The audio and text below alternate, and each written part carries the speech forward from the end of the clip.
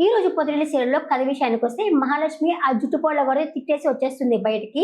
ఎందుకంటే అతను 3 అవర్స్ పనిని హాఫ్ అన్ అవర్లో చేయమని చెప్పాడని చెప్పేసి సగం పిచ్చోడా అని చెప్పేసి తిట్టేసి వస్తుంది. వచ్చిన తర్వాత చక్రితో చెప్తుంది, అతను 3 అవర్స్ పనిని హాఫ్ అన్ అవర్లో చేయమన్నాడు, అది నేను చేయాలా చేయలేకపోయాను అనేసరికి చక్రి తనకి మోటివేట్ చేస్తాడు. ఆ మోటివేట్ చేసేది మాత్రము భలే బాగుందబ్బా. అలా లైఫ్లో ఎవరైనా మోటివేట్ చేస్తుంటే మనకి ఇంకా ముందుకు వెళ్ళాలి అనిపిస్తుంది కదా, అలా మోటివేట్ చేస్తాడు. ఇప్పుడు పెళ్లి అనుకున్నప్పటి నుంచి మీరు మీ గోల్ ఏంటి, జాబ్ కొట్టాలా అని గోల్ కదా. ఇప్పుడు మీరు టైం అనే సాగుతో మాత్రం మీరు రావడం అయితే బాగలేదు. మీరు చెయ్యండి, ట్రై చేసి ఆ తర్వాత వచ్చేస్తే బాగుండు కదా అని చెప్పేసి మోటివేట్ చేస్తాడు. దానికి ఎగ్జాంపుల్ కూడా తను చెప్పుకుంటాడు. ఇప్పుడు నా కాళేశ్వర్ ఉన్నారు, ఎల్బీ నగర్కి ఒక హాఫ్ అన్ అవర్లో వెళ్ళమని చెప్పి అంటాడు. వెళ్తా నేను, ఎందుకంటే ఒకవేళ స్పీడ్గా డ్రైవ్ చేసుకొని అయితే వెళ్తాను నేను, కానీ రీచ్ అవుతాను. ఒకవేళ వెళ్ళలేదు అనుకో, ఆయన ఏమైనా కొడతాడా, చంపేస్తాడా, లేదు కదా, కానీ ప్రయత్నించాలా అన్న ఉద్దేశంతో ప్రయత్నించాలి అని చెప్పి చెప్తాడు. ఆ మోటివేటర్ గబ్బ లోపలికి వెళ్తుంది. వెళ్ళేసి ఇంకా అతను వచ్చి మాట్లాడుతూ ఉంటాడు, జుట్టుపొడిగాడు వచ్చి వాళ్ళ ఫ్రెండ్తో మాట్లాడుతూ ఉంటాడు అనమాట.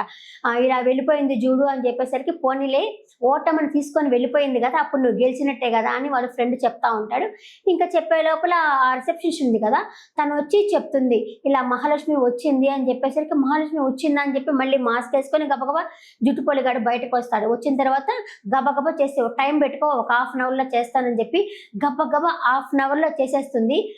ఆ సాంగ్ పెట్టాడు, మన మ్యాట్ ఫర్ ఈచ్ అదర్లో సాంగ్ చూస్తాం కదా, తరగడతాయి అని చెప్పి శ్రీముఖి లోపలికి వస్తున్నప్పుడు ఉంది కదా, ఆ సాంగ్ అయితే పెడతారనమాట.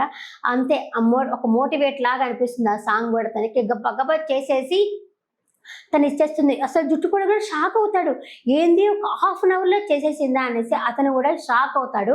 వేసి అబ్బా సూపర్గా చేసావు అని చెప్పి మెచ్చుకోడు, కానీ అబ్బా సూపర్ చేసావు అని చెప్పానంటే, నేను మిమ్మల్ని గెలిపించడానికి రాలేదు, నన్ను నేను గెలిపించుకోవడానికి వచ్చాను, నాకు ఓడిపోయి ఇక్కడ నుంచి వెళ్ళడం ఇష్టం లేదు అంటే, ఏంటి గెలిచి కూడా ఇక్కడ నుంచి వెళ్ళిపోతావా, రేపు సర్టిఫికేట్లు తీసుకొచ్చేసి జాబ్లో జాయిన్ అవ్వు అని అయితే చెప్తాడు. ఇంకంతే, తన ఆనందానికి అవధులు లేవు. సూపర్గా అని చెప్పి గబ్బగబా చక్రి దగ్గరకు వచ్చేసి ఇలా హగ్ చేసుకుంటుంది అనమాట. మనస్ఫూర్తిగా చక్రిని అంతా మీ వల్లే అని చెప్పేసి తనైతే హగ్ చేసుకుంటుంది. అప్పుడు ఇంకా చక్రి అయితే గాల్లో తేలుతూ ఉంటాడు. ఇంకా దూరం నుంచి చూస్తూ ఉంటాడు, జుట్టు పూల కూడా చూసుకొని కుళ్ళుకుంటా ఉంటాడు. ఎందుకు కుళ్ళుకోవడం, హ్యాపీగా తను వెళ్ళిపోవచ్చు కదా, తనకున్న ఆస్తికి ఎవరో ఒకరు అమ్మాయి వస్తుంది కదా, పెళ్లి చేసుకుని ఉండొచ్చు కదా. పెళ్ళైన అమ్మాయిలు వెనకాల తిరుగుతూ ఉంటాడు, ఏదో అమ్మాయికి కరువు అయినట్టు. ఇంకా ఊరికి పోకుండా అన్ని రోజులు ఊరికి పోతే వాళ్ళ పాస్పోర్ట్ కూడా రద్దు చేస్తారు కదా, ఏమో ఈ అమ్మాయి వెనకాల తిరుగుతూ ఉన్నాడు. అది సీరియల్ కాబట్టి చెప్పింది, కానీ నిజంగా అయితే అలా తిరుగుతూ ఉంటా, వాళ్ళ జాబులు కూడా పోతాయి కదా. అక్కడే ఉండనైనా మీ సొంత ఊళ్ళోనే ఉండని చెప్పి గురుజన కూడా చేయమని చెప్తారు కదా, అతనేమో పోకుండా ఇక్కడే ఉంటాడు. అలా హక్ చేసుకునేసరికి ఇక హ్యాపీగా ఫీల్ అవుతాడు. అబ్బా ఆ సీన్ చూడాలా భలే ఉంటుంది. ఇక్కడేమో మహాలక్ష్మి ఏమో ఇలా హక్ చేసుకుంటాడు, అక్కడి నుంచి దూరం చూసి కులుకుంటా ఉంటాడు, ఇట్టున్నారు కులుకుంటా ఉంటాడు జుట్టు పొలుగాడు. ఇంకా తర్వాత వచ్చేసి ఇక వీళ్ళని చూపిస్తారు, స్టైలిస్ట్ శైలజ ఉంది కదా, వాళ్ళని చూపిస్తారు. ఆ అమ్మాయి అయితే ఫోన్ లిఫ్ట్ చేయడం లేదు కదా, సారీ చెప్పడానికి తన దగ్గరికి వస్తూ ఉంటుంది. వస్తున్నసరికి అతని దగ్గర పనిచేస్తూ ఉంటాడు కదా, తను కూడా వచ్చేసి అదిగో వదిన వచ్చింది అని చెప్పేసి చెప్తాడు. అనేసరికి అదిగో వచ్చింది శైలజ వచ్చింది అని చెప్పేసరికి అటు ఇటు మాట్లాడతామని చెప్పి చూస్తూ ఉంటుంది. కానీ తనైతే మాట్లాడ్డా, ఒక టైర్ ఇసిరిపిచ్చి కొడుతుంది శైలజ వచ్చి. ఏంటి బుస్సు ఇలా వచ్చావంటే, నేను వచ్చినా కానీ మాట్లాడలేదా అంటే, ఎందుకు మాట్లాడాలి అంటే సారీ అని చెప్తుంది. నీ థ్యాంక్స్లు నీ సారీలు నాకేం బలేదు, కానీ పోయి ఇక్కడి నుంచి అని అంటాడు. వెళ్ళేసరికి బూతులు తిడతాడు అనమాట. అది మనకి వినిపించదులే, నూడు అనమాట. బూతులు తిడతాడు. అంతలోపు పనత్తను అనుకునేసి, ఏంటన్నా నీకు ఇన్ని బూతులు వచ్చావంటే, ఇంకా వచ్చి మూసుకొని నువ్వు పన్ను చూసుకో అంటారు. ఇంకా మహాలక్ష్మి చాలా హ్యాపీగా ఫీల్ అయ్యేసి మాధవకి వాళ్ళందరికీ స్వీట్స్ తీసుకొని వస్తుంది. మాధవకి స్వీట్స్ ఇచ్చి నాకు ఇలా జాబ్ వచ్చింది అని చెప్పని అంటుంది. అలాగే కన్నకు కూడా చెప్తుంది. దానికి అంతలోపల చక్కెర ఉండి, నాకు లేదా స్వీట్ అంటే, ఇదిగో తిను మొత్తం నీకే అంటే, నేను సరదాగా అన్నానండి, బాక్స్ మొత్తం పెట్టానంటే, నేను సీరియస్గానే ఇచ్చానని చెప్పి పెద్దకి చెప్తుంది. దీనికి అంతటికి కారణము చక్రియే అని చెప్పేసరికి కేసులో ఉండి, అక్కడ ఎన్ని అబద్ధాలు చెప్పారు అంటే, అదేమీ లేదు, నాకు మోటివేట్ చేశాడు, నేను జాబులో ఇంటర్వ్యూలో సక్సెస్ అవ్వడానికి కారణము చక్రియే అని చెప్పేసి చాలా మెచ్చుకుంటుంది. ఇంకా తను కూడా ఉండేసి, మాధవ కూడా ఉండేసి, ఇంకా చక్రిని ఏం అనబాక కేశవ, మహాలక్ష్మి హ్యాపీగా ఉంది కదా, నువ్వు హ్యాపీగా ఉందాము, మనమైతే ఆ అమ్మాయి ముందు కొట్టుకోవద్దులే, మీ ఇద్దరు మాత్రం తిట్టుకోబాకండి అని చెప్పంటారు. ఇంకా పెద్ద ఆయన కూడా సిగరెట్ తాగుతా ఉంటాడు. గబగబా ఇదిగో స్వీట్ ఇవ్వడానికి వస్తే, ఇదిగో ఇదిగో నువ్వు ఇంత సడన్ గా ఎంట్రీ ఇవ్వబాక అని చెప్పేసి ఈసారి వచ్చేటప్పుడు విజిల్ వేసుకుంటారా అని చెప్తాడు పెద్ద ఆయన. ఒక పని చేయండి, ఒక కారు హారాన్ని తీసుకొచ్చి పెట్టండి ఇక్కడ అని చెప్పేసి అయితే చెప్తుంది. బాగా చూసుకుంటున్నది కదా అతన్ని, పెద్ద ఆయన్ని ఎప్పుడు పొడిపించుకున్నాడు వాళ్ళ అన్న అతన్ని పొడిచాడు. అప్పటి నుంచి అమ్మాయి అతన్ని ప్రేమగానే చూసుకుంటుంది. అప్పటిదాకా ఎంత కోపం ఉన్నా కానీ తన కోసము ఇతరులు పొడిపించుకున్నా కూడా కేసు కూడా పెట్టలేదు కదా, సో ప్రేమగానే చూసుకుంటున్నారు కదా.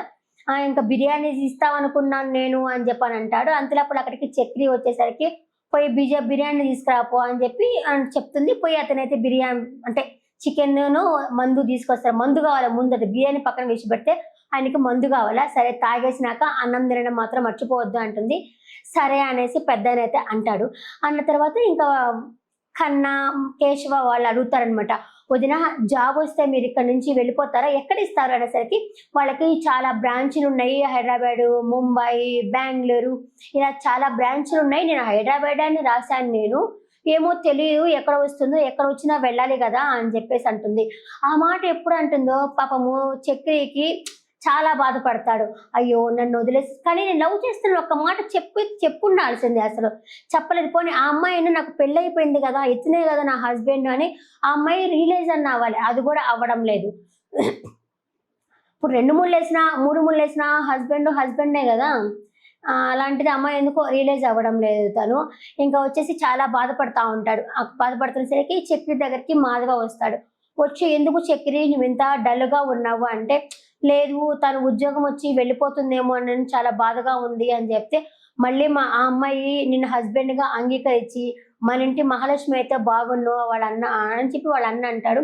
అలాగుండి సిన్సియర్గా ఉంటే ఎలాంటి లవ్ దూరం అవ్వదు అంటే, నువ్వు ఉన్నావు కదా అన్న, నీకు దూరం అయిపోయింది కదన్నా అని చెప్పేసి అంటాడు చక్రి. నేను ఉన్నాను అంటే నేను నిజాయితీగా ఉన్నాను, కానీ పెద్దవాళ్ళ కోసం వదులుకోవాల్సి వచ్చింది కదా, అక్కడే ప్రాబ్లం వచ్చింది. నువ్వు అట్ట కాదు కదా, నువ్వు నిజాయితీగానే ఉన్నావు కదా అనేసి మాధవ్ అయితే తనకి మోటివేట్ చేస్తారనమాట. అంటే ఒకరికొకరు మోటివేట్ బాగుంది కదా, అలా మోటివేట్ చేసే వాళ్ళు లైఫ్లో ఖచ్చితంగా ఉండాలి. చక్రి ఏమో మహాలక్ష్మికి మోటివేట్ చేశారు, వాళ్ళ అన్నేమో చక్రికి మోటివేట్ చేశాడు, నువ్వు సూపర్ చక్రి అంటూ మోటివేట్ చేశాడు. ఇంకా ఆ విధంగా సరేలే అని చెప్పి ఇంకా నెక్స్ట్ డే బయలుదేరదామని చెప్పేసి బయలుదేరుతా ఉండేసరికి డల్గా ఉంటాడనమాట. ఉండేసరికి మహాలక్ష్మి పెడుతుంది, ఏంటి వాగుడుకాయ ఎప్పుడు వాగుతా ఉంటావు, అది ఎందుకు అంత డల్గా ఉన్నావు అని చెప్పి అడిగేసరికి, ఏమీ లేదు నాకు రాత్రి ఒక పీడకలు వచ్చింది అంటే, ఓ మనసు పాడైందా అని చెప్పి, ఉండండి మీకు ఒక సాంగ్ పెడతానని చెప్పేసి కమల్ హాసన్ సాంగ్ ఉంది కదా, ఆ సాంగ్ అయితే పెడుతుంది. సరేనండి మిమ్మల్ని ఒక మాట్లాడతాను, జాబ్ వస్తే బాగా డబ్బులు వస్తాయి కదా, అప్పుడు మీరు ఎలా వెళ్తారు అని చెప్పి అడుగుతాడు. ఏముంది, ఒక పెద్ద ప్లేస్ తీసుకోవాలి కదా, ఎందుకంటే ఏరోప్లేన్లు దిగడానికి ఆ ప్లేస్ తీసుకుంటానంటే, ఏంటండి వెటకారమా అంటే, మరి నేను ఒక్కదాన్ని ప్రపంచంలో జాబ్ చేస్తున్నానా అని చెప్పని అంటుంది. అన్న తర్వాత ఎట్టయినా సరే పెద్దికి, కన్నాకి, కేశవాకి మంచి బట్టలు కొనాలా అని చెప్పంటుంది. మరి నాకు అంటే, మీకు ఆలోచిస్తానులే అంటుంది. ఏమండి మర్చిపోతారా నన్ను మీరు అని అడిగితే, అందరిని ఏమో కానీ మిమ్మల్ని అయితే మాత్రం మర్చిపోతానని చెప్పి ఏడిపిస్తుంది. అసలు దాన్ని కూడా డల్ అవుతాడు. ఇంకా సరే అని చెప్పి ఆఫీస్ దగ్గరకు అయితే వస్తారు. ఆఫీస్లోకి తనైతే వెళ్తారు. వెళ్ళండి అని చెప్పి అంటుంది చక్రిని. తను వెళ్ళడు, మీరు వెళ్ళండి అని చెప్పి ఇలా అనేసి వెళ్ళండి అని చెప్పేసి అని అంటాడు. తనే లోపలికి వెళ్తుంది. వెళ్ళంగానే అతను అటు తిరిగి కూర్చోంటాడు, జుట్టుపోలుగాడు. అటు తిరిగి కూర్చొని సర్టిఫికేట్స్ అంటాడు. సర్టిఫికేట్ చేతిలో పెట్టంగానే పో ఇక్కడి నుంచి అని చెప్పి అంటాడు. తీసి ఇట్లా మాస్క్ తీస్తాడు. ఆ అమ్మాయి కూడా షాక్ అవుతుంది. ఏంటి నువ్వా అంటే, అవును నేనే, సర్టిఫికేట్లు నేను ఇవ్వను, ఇక్కడి నుంచి పో నువ్వు అని చెప్పనేసి, ఏంటి ఆ డ్రైవర్ని పెళ్లి చేసుకున్నావు కదా, ఒక్క పూట కూడా నీకు అన్నం పెట్టలేకుండా పోతా ఉన్నాడా అంటే, అది నా గోల్, అది నాకు తెలుసు కదా నా గోల్, ఇట్లా జాబ్ చేసుకోవాలని నా గోల్ అది అంటే, నాకు అర్థమైపోయింది అతను డబ్బులు లేవు నీకు ఉద్యోగం చేసి డబ్బులతో తినాలి అని చెప్పేసి అతను అనుకుంటున్నాడు అంటే, ఎవరికి ఎంత మెదడు ఉందో అంతే అర్థమవుతుందిలే అని చెప్పేసి తనైతే అంటుంది. నేను సర్టిఫికేట్లు ఇవ్వను, ఏం చేస్తావో చేసుకోపో, నాకు సారీ చెప్పాలి నువ్వు అంటే, సారీ నా దగ్గర నుంచి నువ్వు సారీ ఎక్స్పెక్ట్ చేయబాక, సెల్ఫ్ రెస్పెక్ట్ అనేది ఒకటి ఉంటుంది, అది నీకు అసలు లేదా అని అడుగుతుంది. అలాంటివి తనకు ఉన్నట్టే లేవు అసలు. పోకుండా ఆ అమ్మాయినే వెనకాల తిరుగుతూ ఉన్నాడు. పెళ్ళైపోయారని వదిలేయాలి కదా, అలా వదలకుండా తిరుగుతాడు. తనకున్న డబ్బుకే మనిషి అటు ఇటు కొంచెం బాగానే ఉన్నాడు కదా.